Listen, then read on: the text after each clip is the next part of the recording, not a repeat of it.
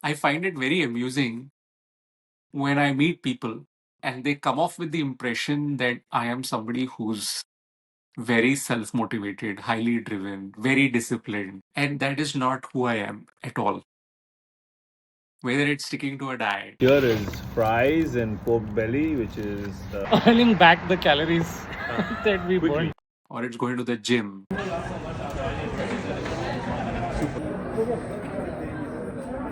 or it's recording YouTube videos. Hi, I'm KK and I review books. Hi, I'm KK. I run. But it's raining and it's cold. Sorry, let's do this again. It's all a struggle. And this wasn't who I was 5 years back. If I dial back to me in 2019, I was touching almost 100 kgs in weight, 225 pounds. I was not working out. I was smoking on the weekends at parties, of course, with alcohol in the mix, and spending way too much time on social media. And then the first realization I got was that my son, who at that time was 3 years old, is going to grow up and is going to say, Dad, let's play soccer. And I won't be fit enough to play soccer with him. So I said, something's got to change. I also had a bit of a health scare at that time. And so that was the moment of realization. But those moments of realization are not enough to build habits.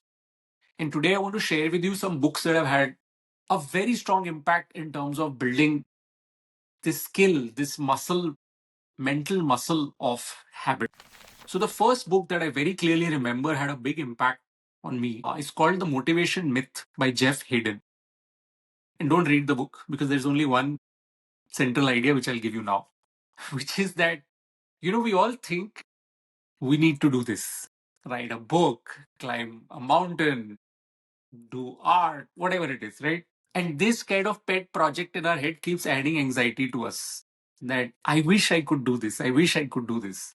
But we never get started because we wait for this great moment of inspiration to come when all the stars will be aligned. And this book very clearly says that moment is never going to come. You can keep waiting for the whole of your life. What you need to do is when you have an idea, you're passionate about it, just get started. Do anything.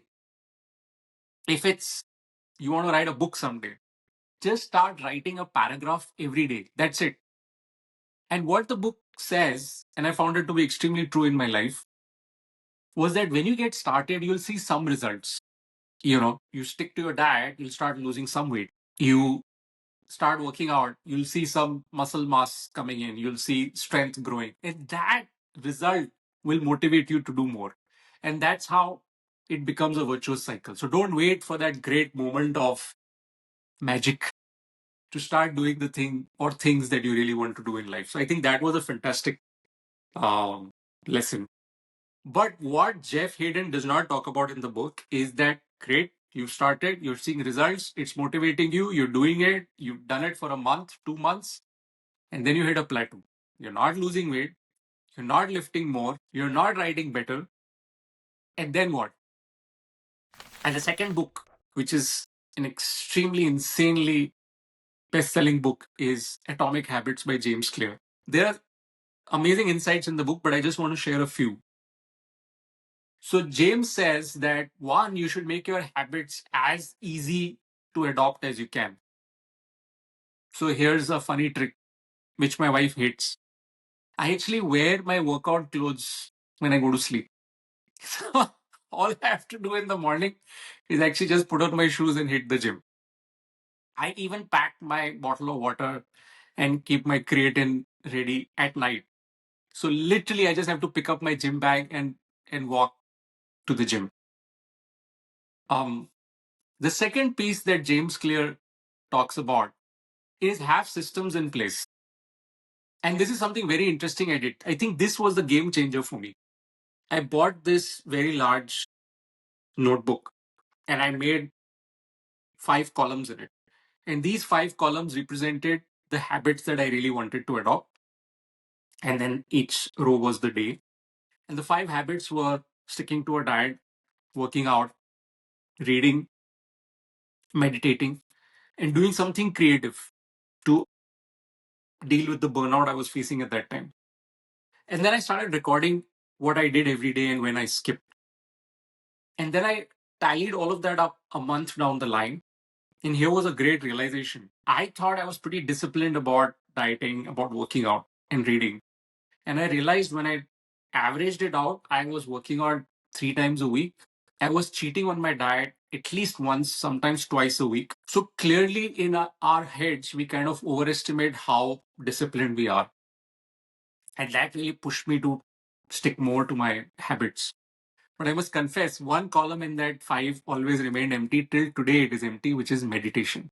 I still wish I can start, and I still feel that that's a habit I want to inculcate, but I haven't got going. And all I need to do with all of these insights is sit 2 minutes and meditate, but I'm not getting anywhere close to that. So Atomic Habits was a real game changer. Just building that journal, tracking my habits, seeing whether I was progressing, not progressing. So systems is what Clear talks about, having strong systems in place.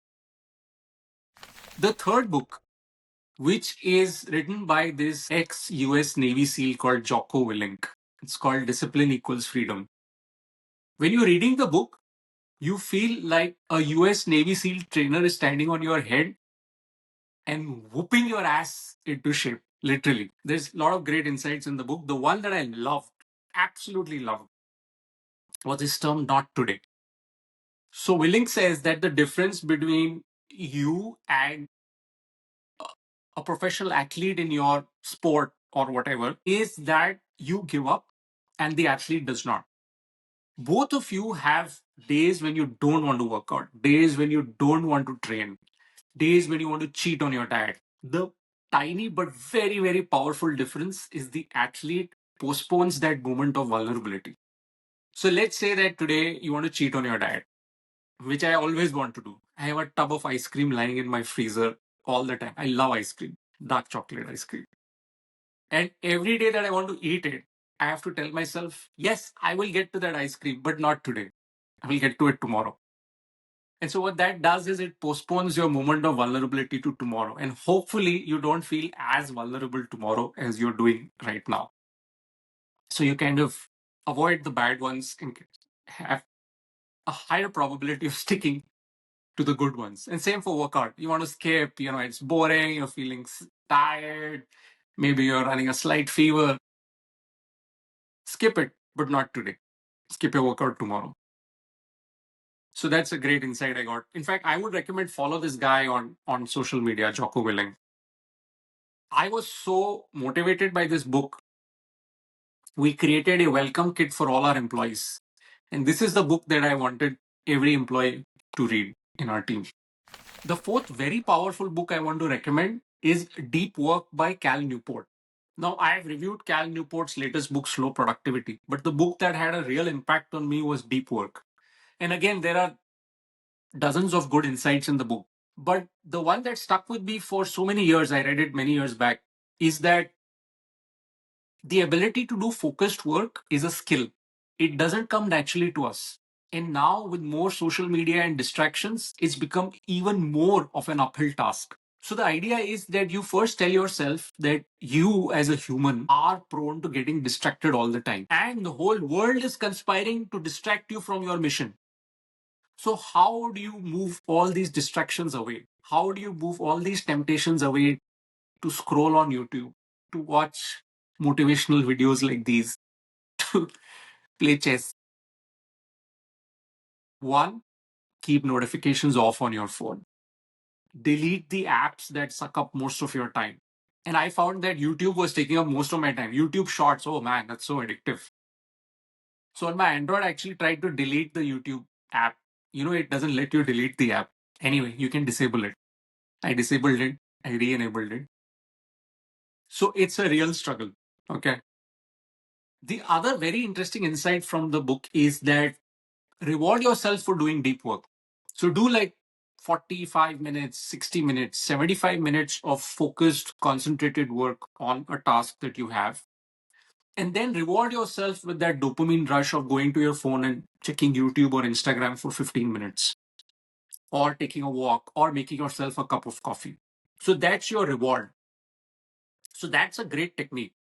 Block time on your calendar to do work that is important, that matters, that needs your full concentration, and then go and give yourself that reward for doing that focused work.